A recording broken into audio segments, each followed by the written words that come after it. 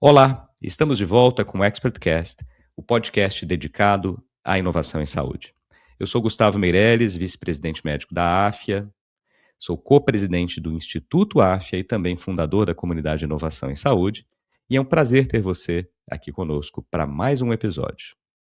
Nessa segunda parte, nós vamos continuar a ótima conversa que eu tive com a Júlia e com a Vitória sobre IA preditiva na UTI neonatal. Nós vamos falar dos desafios práticos da implementação da inteligência artificial nesses ambientes críticos, da formação de equipes multidisciplinares e estou muito curioso para conhecer um pouco mais da trajetória internacional das duas brasileiras que estão fazendo pesquisa de ponta nos Estados Unidos. Então eu recebo novamente aqui a Júlia Lima, que é médica, fellow em neonatologia no Boston Children's Hospital, que é ali na Harvard Medical School. A Júlia tem um foco muito grande em análise preditiva aplicada ao cuidado em UTIs neonatais. E a Vitória Rodrigues, que é uma PhD pesquisadora na University of Florida, com foco em modelagem preditiva e análise avançada de biosinais. Vitória, Júlia, sejam muito bem-vindas novamente. Obrigada, Gustavo. Um prazer estar aqui. Prazer estar aqui de novo. Eu vou começar agora sabendo dessa trajetória de vocês duas, né? Eu também estive fora durante um tempo e sei que não é fácil a gente sair do Brasil, se implementar nos Estados Unidos, fazer pesquisa, encontrar o nosso espaço. Então eu queria que vocês contassem um pouquinho mais como tem sido essa trajetória internacional, o que vocês têm estudado principalmente, né? Então, contar um pouco mais aqui das linhas de pesquisa e de estudo. Eu vou começar com a Júlia para depois ouvir também a Vitória. Claro. Então, Gustavo, eu me formei em medicina na UFRJ, né, com muito orgulho. Eu acho que eu tive uma educação excelente. E sair do Brasil nunca é uma decisão fácil, né? Eu acho que existem diferentes motivos pelo qual a pessoa decide fazer isso, obviamente. E muita gente sai porque realmente quer morar nos Estados Unidos e é uma decisão perfeitamente válida, mas eu gosto sempre de falar que, assim, não é porque você está nos Estados Unidos que necessariamente você vai ter uma educação médica melhor do que você tem no Brasil, né? Eu sei que no Brasil, apesar de eu não ter feito residência no Brasil, eu tenho certeza que muitas residências no Brasil são comparáveis ou até melhores do que muitas residências aqui nos Estados Unidos. Mas o que eu realmente acredito é que quando você consegue quebrar aquela barreira, né, é um caminho difícil, mas que com persistência eu acho que você consegue vir, né, você tem que revalidar o diploma, as provas são provas muito difíceis mesmo, existe uma valorização enorme aqui de pessoas com viés acadêmico, então, né, você ter pesquisas é, assim, extremamente importante para você conseguir realmente chegar nesses lugares mais de ponta nos Estados Unidos. E uma vez que você está aqui, eu realmente acho que existe uma valorização dessa vida acadêmica, né, e do médico que decide seguir esse caminho que, infelizmente, no Brasil eu acho que a gente não tem, né. E eu acho que eu espero, né, que um dia o Brasil mude um pouco nesse sentido e você consiga, né, realmente ter uma vida de um médico pesquisador, de um médico academicista, sem ter que ser penalizado por isso, né, seja no salário, seja, enfim, qualquer outra dimensão. Mas o meu fellowship ele é muito focado realmente em dar oportunidade para gente para seguir esse caminho, né, são 3 anos, eu fiz 3 anos de residência em pediatria, e agora estou fazendo 3 anos de fellowship em neonatologia, e eu diria que, pelo menos 1/3 desse tempo, ele é exclusivamente dedicado à pesquisa, né, que eu acredito que é muito diferente do que a gente vê no Brasil. Ficar longe de casa, como você sabe, sempre tem seus desafios, você acaba fazendo, uma nova família aqui, né, a Vitória e eu, a gente inclusive se conheceu na Flórida, quando eu estava fazendo residência de pediatria lá, mas eu acho que é uma escolha importante e eu acho que eu espero por diferentes motivos, né, eu acabei tendo filho aqui nos Estados Unidos e a gente acabou decidindo que vai ficar aqui, pelo menos por um tempo mais prolongado, mas eu realmente espero que tanto eu quanto outras pessoas que vêm e têm essa experiência aqui decidam voltar, né, porque eu acho que o Brasil, precisa muito disso também, né,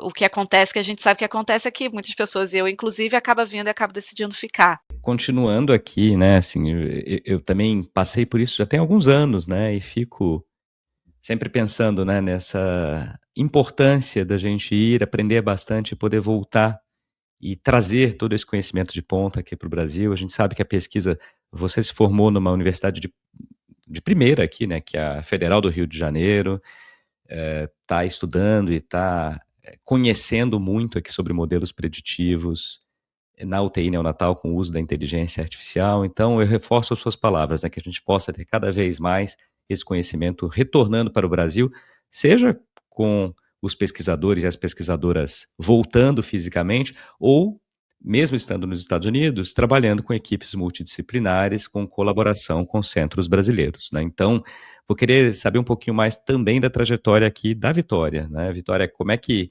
foi a saída para os Estados Unidos e quais são os planos de pesquisa, né, daqui para frente? Sim, sim. A minha vinda para os Estados Unidos também não foi muito planejada, foi meio assim de surpresa. Eu fazia mestrado, comecei a fazer um mestrado na UFRJ também, em computação, e aí enquanto estava fazendo mestrado, não estava me encontrando muito na minha área de pesquisa em si, e aí recebi por e-mail, um e-mail, assim, geral da faculdade, de um outro aluno divulgando que tinha esse professor aqui na Universidade da Flórida procurando aluno de doutorado, aluno de mestrado, nessa área nosso laboratório é de performance humana, né? Então a gente foca ali em diferentes coisas, mas computação analisando os dados humanos e tentando melhorar a performance em geral. E eu sempre gostei muito dessa área quando eu fui fazer faculdade, eu fiquei, vou fazer medicina, vou fazer computação, fiquei nessa dúvida, e quando eu encontrei realmente essa junção ali dos dois, eu realmente me achei, e aí vim fazer o doutorado aqui, na Universidade da Flórida. Acho que, de novo, não era uma coisa que eu tinha, assim, o meu sonho, o meu foco de vida, mas vim interessada pela pesquisa mesmo e gosto muito da pesquisa. Concordo com a Júlia na questão de gente voltar. Eu tenho muita vontade de voltar e trazer esse trabalho que tudo que eu aprendi aqui de volta para o Brasil. Acho que uma das dos grandes empecilhos, das grandes dificuldades é realmente a questão de infraestrutura de pesquisa aqui, tanto de equipamento que a gente tem, enfim, funding no geral, né, dinheiro mesmo, é uma coisa absurda de diferença, infelizmente, mas tenho vontade também de, não sei quando isso vai acontecer, se isso vai acontecer, mas talvez voltar para o Brasil e continuar, por exemplo, sendo professora e ter um laboratório próprio no Brasil.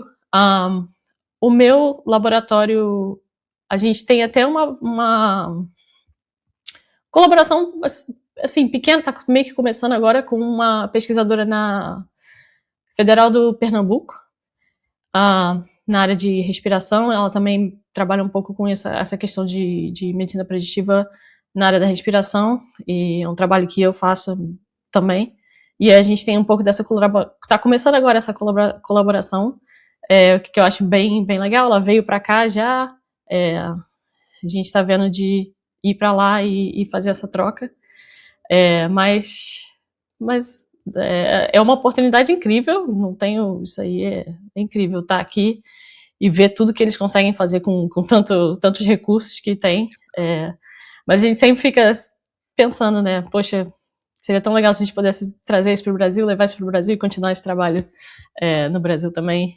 É bem legal. Muito bom, parabéns pela trajetória das duas. Eu fico na torcida aqui para que a gente tenha mais e mais Júlias e Vitórias indo para os Estados Unidos, voltando para o Brasil, trabalhando em colaboração com universidades aqui. Então, de novo aí, meus parabéns pela trajetória que vocês estão realizando aí fora. A gente vai voltar aqui agora para falar um pouquinho mais de IA preditiva nas UTIs neonatais. Vou perguntar para Júlia e depois para você também, Vitória, complementando aqui. Um ponto que a Júlia até trouxe, né, na primeira metade do episódio era, olha, eu tenho aqui um modelo de apoio à tomada de decisão. E aí eu tenho as enfermeiras, os médicos, médicas, todos os profissionais que estão trabalhando ali na UTI neonatal. Então, como é que a gente implementa esses modelos sem que haja uma perda da autonomia dos profissionais humanos que estão ali, ao mesmo tempo que eles confiem nas soluções, mas não de forma também demasiada para esquecer todo aquele olhar humano. Então, como é que a gente equilibra bem, né, este uso dos modelos preditivos, sem essa perda de autonomia dos profissionais e sem gerar também uma fadiga de um monte de alertas que eles estão o tempo todo. Então, queria ouvir de vocês duas. Começo com a Júlia e depois Vitória.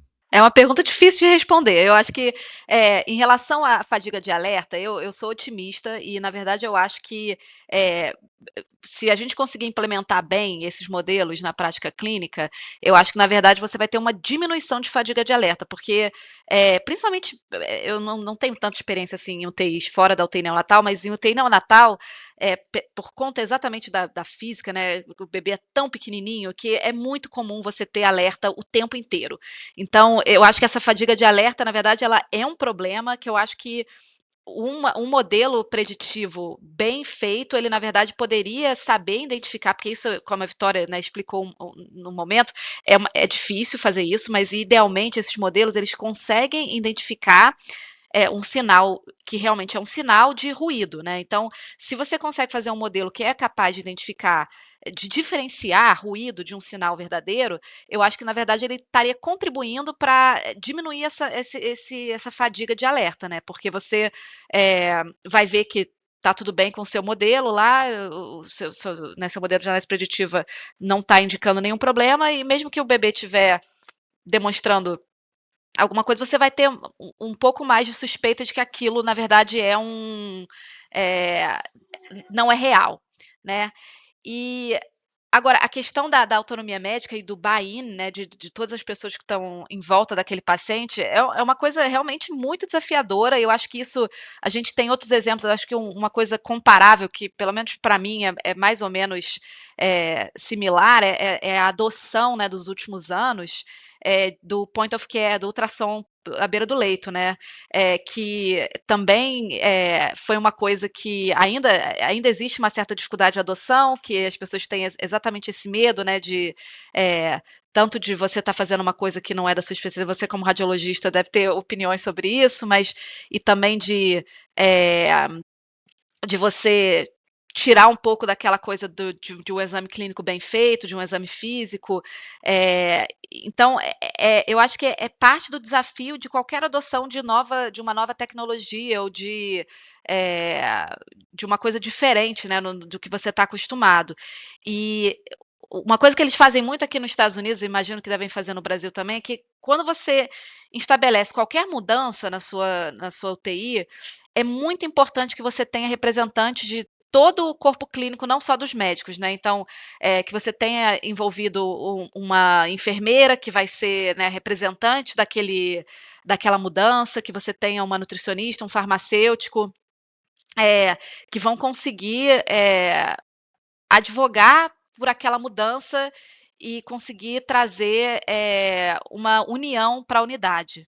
Eh, isso sempre é desafiador e para isso acontecer, eu de novo volto ao que eu acho que é essencial antes da gente falar sobre isso, que é realmente terem estudos clínicos, que não são estudos somente, analisando, o quão bom é o modelo em si matematicamente, mas sim quão bom é esse modelo de fato aplicado na prática clínica, para você poder justificar que aquilo que você está fazendo, que aquela mudança que você está tentando estabelecer na sua UTI neonatal, é uma mudança positiva, né. Então, antes de fazer qualquer coisa, eu acho que a gente tem que chegar lá.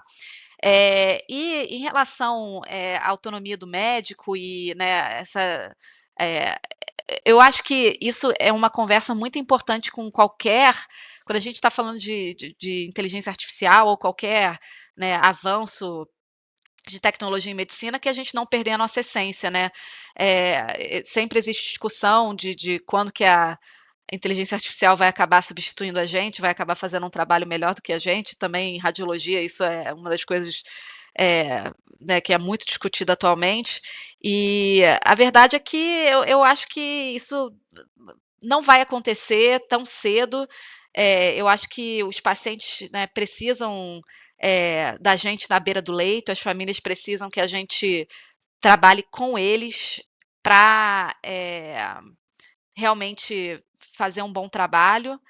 E, de novo, eu acho que modelos preditivos e inteligência artificial vão ser uma ferramenta, né, como a gente tem o estetoscópio, como a gente tem monitores cardíacos, como a gente tem ultrassom à beira do leito, vai ser mais uma ferramenta que a gente tem que implementar com cuidado, que a gente tem que ter cuidado para não perder a nossa essência de médico, mas que eu acho que isso não deve ser uma barreira, né, para essa implementação, porque eu acho que ela provavelmente no agregado ela vai ser positiva. Ótimos pontos, né. O que a gente fala, eu gostei da sua visão aqui de compará-las a outras ferramentas que a gente já tem, desde o bom e velho estetoscópio, até outras que a gente utiliza no dia a dia. E aí é a pergunta que eu tenho para a Vitória, né, que está muito ali na linha de pesquisa. Como é que você enxerga, Vitória, aí próximos passos para que essas ferramentas passem a ser vistas ali como o dia a dia dos profissionais que estão à frente da assistência aos pacientes, assim como eles usam um estetoscópio, outras medidas ali fisiológicas, para que tenha uma ferramenta de IA preditiva com dados fisiológicos contínuos, que isso não seja enxergado apenas como, isso aqui é uma ferramenta de apoio, mas que isso seja uma parte estruturante da decisão, tá tão inserido ali que a pessoa até esquece que está utilizando e que aquilo está auxiliando, eh, o neonatologista, o enfermeiro, quem quer que esteja à frente dessa tomada de decisão. Eu acho que eu concordo com a Júlia no sentido que eu acho que a gente uma parte difícil, talvez, e que seja uma barreira que a gente tem que estar sempre tentando mudar, é realmente fazer quem está ali na frente, né, na linha de frente, acreditar nesses dados que a gente está oferecendo. Eu acho que a parte médica em si, médico, enfermeiro, enfim, qualquer um que está ali na frente, vai ter pode ter uma certa resistência, a não ser que você realmente esteja ali já mexendo com isso e acredite muito na questão da IA, mas se a pessoa está fazendo aquilo ali há, não sei, 30, 40 anos, você vira e fala, essa máquina aqui está medindo esses sinais e vai te falar quando que o paciente está falhando ou não. Eu acho que uma grande maioria tem uma certa resistência em falar, tipo, nada a ver, eu faço isso aqui há muito tempo, eu sei como é que é isso. Então a gente ter mais esses estudos clínicos mesmo e mostrando, não, ó, a gente tem várias evidências de que usar isso daqui funciona e que ajudou e que tem que ser usado com cautela realmente, até porque eu acho que ninguém quer ser cuidado por máquina. Eu, apesar de amar a tecnologia, não quero ir para um hospital e ser cuidado por máquina. A gente tem médico porque a medicina realmente a gente precisa desse lado humano, né? Mas acho que você mostrar evidências mesmo de que, olha, isso aqui funciona e vai ser importante para você da mesma forma que foi o estetoscópio há anos atrás. Da parte, acho que da computação em si, a gente conseguir mostrar da melhor forma para quem está ali na linha de frente, eu acho que o que está acontecendo, né?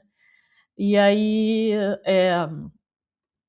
no meu lado, eu acho que essa questão também, voltando para a questão de fadiga de alerta, realmente acho que é um problema.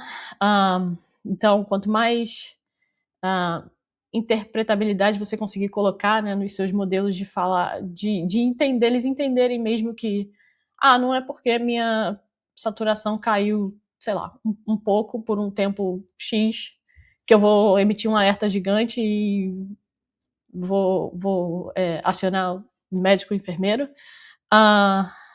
Às vezes, entender uma coisa que eu trabalho muito no meu lado é entender um pouco de diferenciar a adaptação que o paciente ou a pessoa que está passando por um certo desafio, o que é adaptação e o que é falha, né? O que é o corpo adaptando e entendendo e mudando, mas no final ele consegue chegar num lugar final e se dar bem, ou o que é o corpo se deteriorando e, enfim, vai falhar.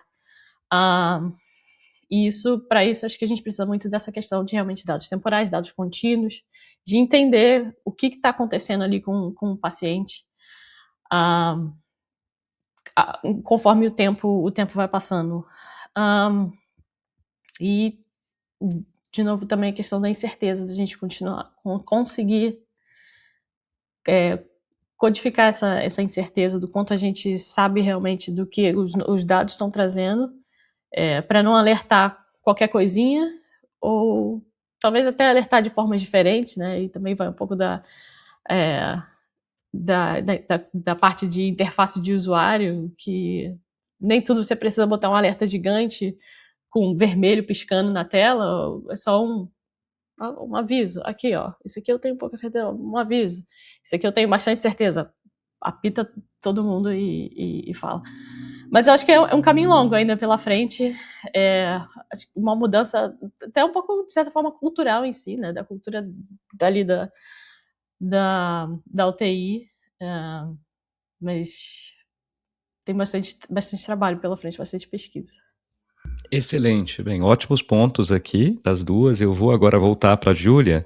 A gente está evoluindo aqui para o final do nosso episódio, mas antes dele eu queria ouvir da Júlia alguns relatos aqui de vida real, né? Alguns exemplos. Ela como neonatologista, exemplos em que ela já tenha presenciado ou tenha utilizado mesmo essas ferramentas, esses modelos preditivos com inteligência artificial ali no dia a dia de neonatologista. Então, você tem algum caso que você lembre e gostaria de contar para a gente? Olha, esses modelos ainda são muito incipientes, né? Como eu disse, o Hero Monitor, que é inclusive um dos mais famosos e mais utilizados, é um que a gente não utiliza no Boston Children's. O que a gente utiliza é um indicador de extubação, né?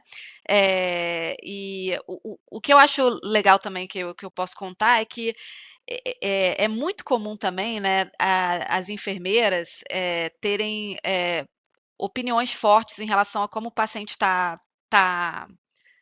se apresentando para elas, né, e isso é uma coisa que eu respeito imensamente, elas são, assim, excelentes, mas não é só por ser a opinião dela, porque tudo isso é muito subjetivo, né, como você está avaliando o paciente daquela forma, é subjetivo.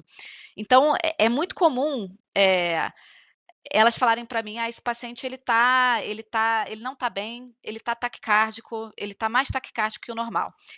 E só para ter, né, ter uma noção geral, na UTI neonatal, a gente é muito difícil você tem que saber qual é o baseline daquele paciente, porque é muito comum pacientes terem, baseline de batimento cardíaco completamente diferentes um do outro, né. Então, uma das coisas que eu uso muito é mostrar para elas porque a gente tem essa capacidade de salvar os sinais vitais e olhar para trás e ver padrões nele, mesmo que não seja de fato usando um modelo preditivo, a gente consegue ter essa visualização que em muitos lugares a gente não pode ter. Então eu volto para trás, eu decido, né, um corte de 1 semana ou de 2 semanas.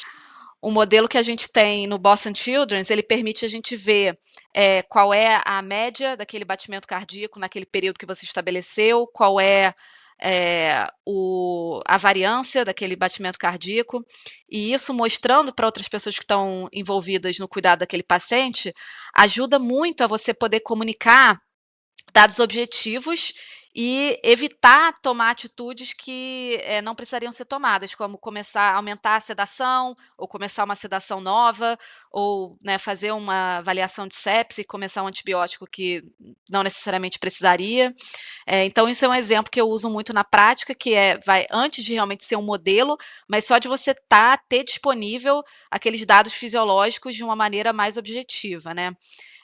Outra coisa também que, eu estou trabalhando e que Eu não estou usando ainda dados fisiológicos, mas isso seria um passo que a gente está considerando, mas a gente está tentando também determinar quando que é o momento ideal para você operar bebês que têm cardiopatia congênita e que são prematuros, né? Que também existe uma discussão muito grande de se a gente deveria esperar que esse bebê, né, seja menos prematuro, né, cresça um pouco na UTI e depois receba a operação, versus a gente operar esse bebê mais precocemente, né. E esses bebês, muitas vezes prematuros, eles são cuidados, na UTI neonatal e não na UTI cardíaca, porque são prematuros e precisam de cuidados especiais de neonatologistas. E uma das coisas que a gente tem feito, né, eu criei esse modelo de, tentar fazer, a gente usou uma estratégia que chama árvore de decisão, decision tree, e ele conseguiu identificar pontos de corte de peso, de idade, de categoria de severidade da doença daquele paciente, que guiam essa tomada de decisão. Isso é uma coisa relativamente simples de ser feita, né, e que realmente consegue tornar aquela decisão que muitas vezes é subjetiva e dependente do cirurgião cardíaco ou do centro que você está, um pouquinho mais objetiva, né, e eu acho que é esse tipo de coisa que a gente está lutando para ser implementado de forma mais generalizada, assim, nas UTIs neonatais. Excelente. Eu acho que temos aqui um caminho muito bacana pela frente, que é o que eu queria ouvir de vocês duas, né, nesses próximos anos. Eu vou começar com a Vitória e vou encerrar com você depois, Júlia. Encerrar, digo, o nosso papo aqui sobre modelos preditivos, que depois a gente tem o nosso tradicional papo rápido. Mas queria um olhar aqui para o futuro, né? Então vocês duas estão nos Estados Unidos, em instituições de ponta, trabalhando aqui com algo que começa a chegar nas UTIs neonatais, com modelos super revolucionários para o apoio à tomada de decisão. Como é que vocês enxergam, aí, Vitória, primeiro, nos próximos 5 anos? O que vem de novidade? Como que você enxerga uma rotina dos profissionais que estão ali numa UTI neonatal? Esses modelos já vão estar ali junto com um estetoscópio que está sendo utilizado, junto com um exame point of care. Qual que é a sua visão, Vitória? Implementar isso ali no point of care em UTI ou ali na linha de frente mesmo, acho que é realmente o end goal geral. Então, você quer que o sistema funcione, né? Então, a gente ainda tem um caminho ali pela frente. Mas eu acho que a gente tem feito um avanço bem significativo. Agora a gente está com esse boom gigante de IA, né, desses large language models, que estão sendo usados para muitas coisas. Não acredito que não necessariamente tem tantas aplicações assim nessa questão de dados contínuos fisiológicos, mas também sempre quanto mais gente trabalhando na pesquisa, mais ideias, mais soluções a gente tem. Mas temos vários desafios. Acho que um dos grandes desafios, temos muitos desafios, né? Mas realmente compartilhamento de dados, coleta de dados no geral, que a gente já conversou sobre, fazer esses dados chegarem até os pesquisadores, os engenheiros, as pessoas que estão ali criando os modelos, dar mais sentido a esses dados, né? Não só ter um sistema sim ou não, mas entender mais esses dados, fazer essa conexão ali, parte clínica, parte de engenharia, computação, juntar, ter essas equipes mais interdisciplinares. Acho que também um pouco dessa questão cultural mesmo, de conseguir botar mais tecnologia ali na frente para isso ser mais utilizado por quem está na linha de frente. Mas eu sou otimista. Eu acho que no futuro próximo a gente consegue ver algumas dessas mudanças acontecendo, e acho que a gente está num momento bom, que eu acho que as pessoas estão bem abertas assim para mudança, para IA, porque basicamente é tudo que se fala agora. Então as pessoas acho que estão dispostas a entenderem, a utilizarem. Também tem muito pelo menos aqui nos Estados Unidos, né, a gente tem muito recurso em pesquisa sendo disponibilizado para isso, também que ajuda demais. Então, quanto mais recurso você tiver, mais gente trabalhando naquilo você consegue colocar, mais equipamento que você consegue colocar. Então, acho que a gente está num momento muito, muito bom. Espero ver no futuro essa conexão se aprofundando cada vez mais. Eu acho que a Vitória tocou num ponto muito importante, que análise preditiva com sinais vitais não começou ontem, né? Você tem estudos de décadas atrás falando sobre isso e mostrando modelos que são bons modelos. Eu acho que a diferença é que a gente está no momento agora que está ganhando muita atração, né? Esse boom de inteligência artificial e de análises mais sofisticadas de dados trouxe isso à tona, né? E eu acho que a gente tem que se aproveitar desse momento, dessa situação, porque uma outra complicação, né, de análise de sinais vitais e análise preditiva é que você tem, a Vitória sabe muito bem disso, você tem 1 milhão de maneiras de sintetizar aqueles dados, de decidir como que você vai analisar a variação do batimento cardíaco, ou como que você vai avaliar a saturação ou a respiração. E então teve ao longo dos anos uma proliferação, né, de estudos de análise preditiva com sinais vitais, só que esses estudos eles não conversam entre si, né? Então eu acho que a gente tem que realmente aproveitar desse boom e dessa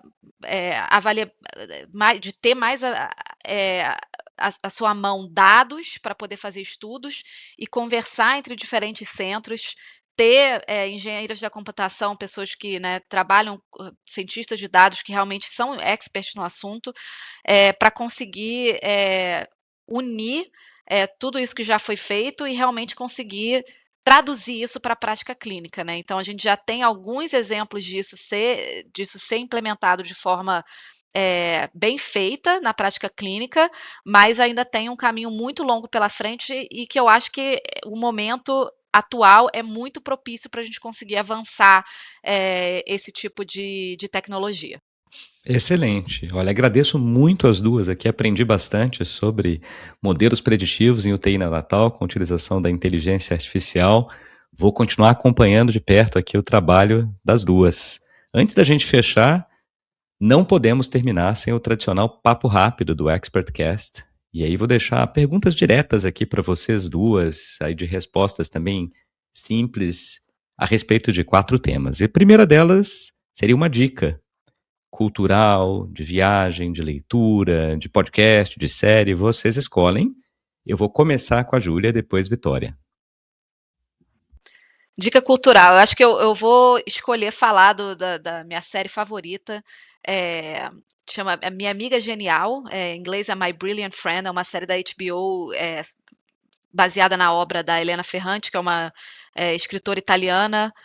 Falo escritora, é um pseudônimo, mas eu tenho bastante certeza que é uma mulher que escreveu, ninguém sabe exatamente quem é.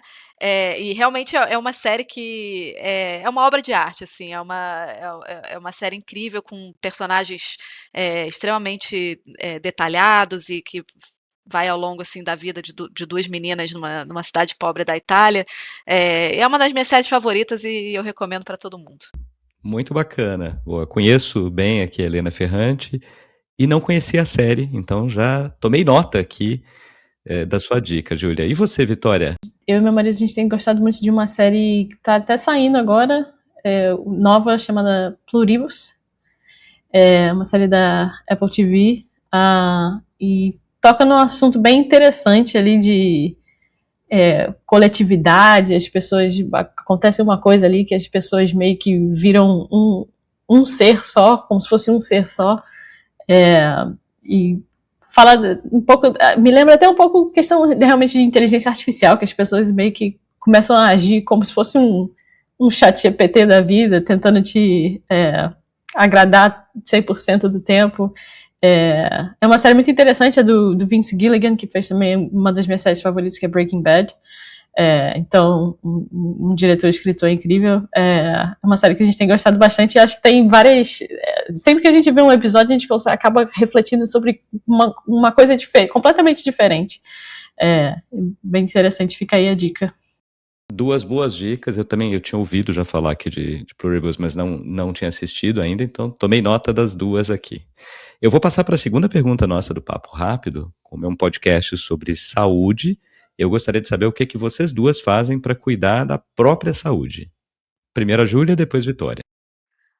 Eu acho que essa resposta para mim é exercício físico, Gustavo. Eu acho que a gente, né, sempre tá na correria, médico. Aqui nos Estados Unidos a gente não tem ajuda, não tem babá, não tem empregada, né, criança em casa, trabalhando muitas horas. Então, assim, pouca coisa que eu posso realmente fazer para focar na minha saúde. Eu acho que as evidências estão aí e né, é indiscutível que uma das melhores coisas que você pode fazer para cuidar da sua saúde é exercício físico.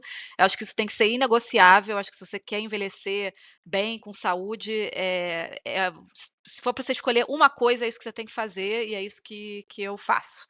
E você, Vitória? Exercício definitivamente importante. Tento sempre incluir na minha rotina, mas é difícil, realmente. Acho que por eu estar sempre no computador, uma coisa que eu tento sempre fazer é ficar ligada no tempo mesmo de... às vezes eu tô sentada 4 horas e não levantei. É uma coisa assustadora. Então, levantar sempre... Na verdade, o que me ajuda sempre a levantar é que eu bebo muita água. Então eu acabo bebendo muita água, minha água acaba, eu tenho que ir ao banheiro, e eu pego mais água, e aí eu fico nesse ciclo, e meio que me faz levantar quase de hora em hora. Então acho que são essas duas coisas, para mim, ficar monitorando o tempo, quanto tempo eu tô sentada, e levantar, e dar um alongamento, uma caminhada, e beber muita água, que também beber água ajuda bastante. Muito bom. Bem, agora para a Júlia de novo, se você fosse entrevistar alguém num podcast, e aí eu sempre digo aqui que pode ser uma pessoa viva ou alguém que não esteja mais entre nós, quem que você entrevistaria? Que bom que você deixou falar uma pessoa que não está mais entre nós, que vai ser a minha escolha. Eu acho que eu escolheria Virginia Apgar. Acho que né, os médicos devem saber quem ela é. É uma médica, uma figura feminina extremamente importante, né? Ela era uma anestesiologista e obstetrícia, foi a primeira mulher a ser chefe de um departamento aqui nos Estados Unidos, e ela foi a criadora desse score, né, que chama Apgar Score, que é basicamente uma pontuação, para quem não é médico, não é pediatra, uma pontuação que você dá para o recém-nascido quando ele nasce, e a intenção dela era diminuir a mortalidade infantil, facilitando essa triagem de bebês que realmente estavam graves e bebês que realmente estavam bem. E, na verdade, tem a ver com a nossa conversa, porque eu acho que talvez seja uma das primeiras, um dos primeiros modelos preditivos, né, que a gente viu na neonatologia, que é ver qual bebê que né, tem potencial de sobreviver e qual bebê precisa de ajuda e qual bebê que vai ficar bem. Eu acho que ela teria muito a contribuir numa conversa e eu ia gostar muito de poder conversar com ela. Bacana. Bem, eu como médico aqui conheço muito do trabalho dela também, né? Obviamente muito menos que você como neonatologista. Seria um papo interessante. Você, Vitória, quem que seria a sua escolhida ou o seu escolhido? Eu também iria num pesquisador, uma pessoa que eu estudo muito o trabalho, um fisiologista chamado Arthur B. Otis.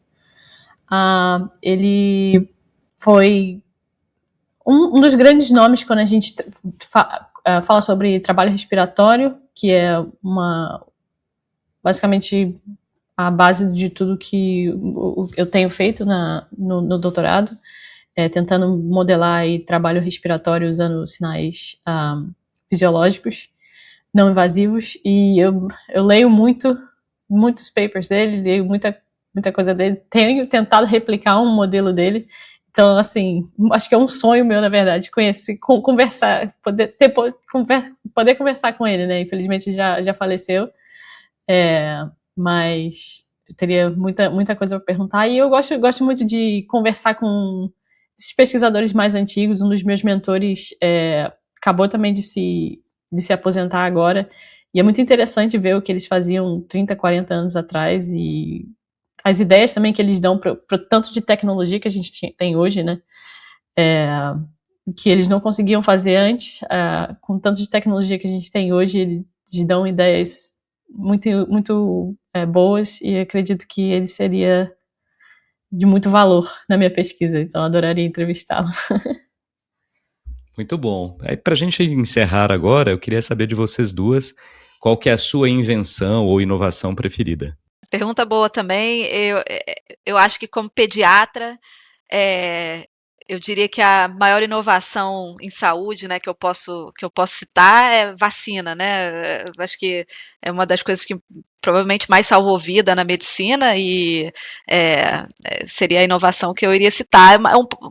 Para falar outra coisa também, um pouco mais relacionada à nossa conversa, eu sou muito fã desses devices que a gente pode usar, os wearables, né? Estou evitando falar nome de marca, mas os relógios e anéis que monitoram a nossa saúde. Eu acho que eles também estão avançando muito em pouco tempo, e eu acho que eles podem ter papéis que a gente ainda nem conseguiu enxergar muito para pacientes que precisam de uma monitorização fora do hospital, né? Eu sempre comento isso em algumas palestras que eu dou eu uso um desses devices e ele, quando eu começo a ficar doente, ele me avisa, né? O meu celular fala que está demonstrando sinais de estresse no meu corpo, às vezes antes mesmo de eu perceber que eu estou ficando doente, e apesar de que para mim isso é completamente irrelevante, né? Não vai mudar a minha conduta, né? Eu vou ficar gripada e tudo bem. Se você pensar, né, um paciente neutropênico, um paciente oncológico, receber esse tipo de sinal, né, antes de realmente ter sinais clínicos mais óbvios, poderia potencialmente salvar vidas, né? Então eu acho que é uma aplicação do tipo de coisa que a gente faz no mundo real fora do hospital, que é muito interessante também. Eu acho que eu vou ter que roubar um pouco da Julia e também vou ter que falar esses wearables, porque acho que mais no sentido, para mim, da possibilidade de você estar sempre coletando dado, né? Como engenheira, como a pessoa que está ali criando os modelos, tudo que você quer sempre é dado. Quanto mais dado, melhor. Pelo amor de Deus, vem alguém aqui para eu conseguir coletar dado para minha pesquisa. Então, acho que esses wearables facilitaram muito, que eu não preciso te botar aqui no meu laboratório, te prender nos meus sensores. E apesar desses dados normalmente terem muitos ruídos, né? Acho que quanto mais você consegue colocar eles em coisas menores e fazer isso ser do dia a dia para as pessoas e disponibilizar esses dados, mais você ajuda na pesquisa, e realmente é um avanço tecnológico muito, muito interessante, acho que importante para a gente. Maravilha. Júlia, Vitória, novamente, muito obrigado pela presença aqui. Obrigado também por nos ensinar mais sobre IA preditiva aqui nas UTIs neonatais, com os modelos baseados em dados fisiológicos contínuos, e parabéns, mais uma vez, pela trajetória de vocês duas aí nos Estados Unidos, né? Espero que continuem brilhando e fazendo pontes relevantes aqui com o Brasil. Obrigada por receber a gente. Muito obrigada, Gustavo. Bem, e para você que está nos ouvindo, não deixe de seguir o podcast ExpertCast na sua plataforma preferida de áudio ou vídeo. Compartilhe os episódios com seus amigos, contatos, divulgue nas suas redes sociais. Essa é a melhor forma de disseminarmos informação de boa qualidade sobre inovação na saúde. Não deixe também de acompanhar a comunidade de inovação em saúde. Nós já temos mais de 13 mil participantes. Os grupos são abertos e estão focados em discussões também de alta qualidade sobre inovação no setor. Acesse www.inovaçãosaude.com. Ali você encontra os links para os nossos grupos de WhatsApp e também para a página do LinkedIn. O ExpertCast é um podcast que tem o apoio da Agfa Radiology Solutions e tem a produção da SoulPods. Muito obrigado pela companhia e até o próximo episódio.